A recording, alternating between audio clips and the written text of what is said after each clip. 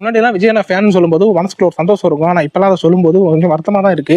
ஏன் அப்படின்னா, இந்த புலி படத்துல 2015 நடந்த பிரச்சனையை பத்தி உங்க எல்லாருக்கும் தெரியும்னு நினைக்கிறேன்.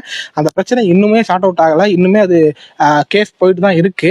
இப்ப அதை பத்தி ரீசெண்டா ஒரு நியூஸ் வந்துருந்துச்சு. அதை நீங்க பார்த்திருப்பீங்கன்னு நினைக்கிறேன். புலி படத்துக்கு விஜய் அண்ணா அவர்கள் வாங்கின பல கோடிகள்ல 15 கோடியை மறைச்சு வச்சிட்டாரு அப்படின்ட்டு அமலாக்கத்துறை வந்துட்டு விஜய் அவர்கள் மேல வழக்கு தொடுத்திருந்தாங்க.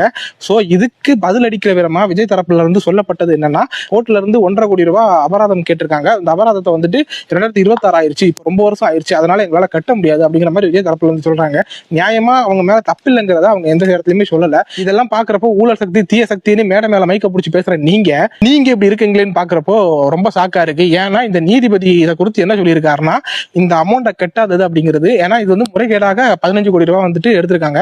அதாவது கணக்குல காட்டாம இருந்திருக்காங்க. சோ இந்த 1.5 கோடி ரூபாய் அபராதத்தை கட்டல அப்படின்னா அது ஒரு தேச துரோகம் அப்படின்னு சொல்றாங்க. சோ அதுக்கும் விஜய் அவர்கள் தரப்புல இருந்து எந்த ஒரு பதிலும் இல்ல. இங்க நான் சொல்ல வரது என்னன்னா, எவன் ஒருத்தன் தான் பண்ண தப்ப ஆமாடா இதை நான் பண்ணேன் தப்பு தான் மன்னிச்சுக்க இப்படின்னு சொல்ல ஒரு தைரியம் இருக்குதோ அவன் தான் தலைவன். அதை விட்டுட்டு இந்த ஒரு தப்பு பண்ணிட்டு அந்த தப்பு மேல பூசி முழுகிற வேலை இருக்கு தெரியுமா, இது ரொம்பவே கேடுகட்ட விஷயம். அண்ட் விஜய் ஃபேனா இருக்கிறனால இதெல்லாம் என்னால பூசி முழுகிட்டு இருக்க முடியாது.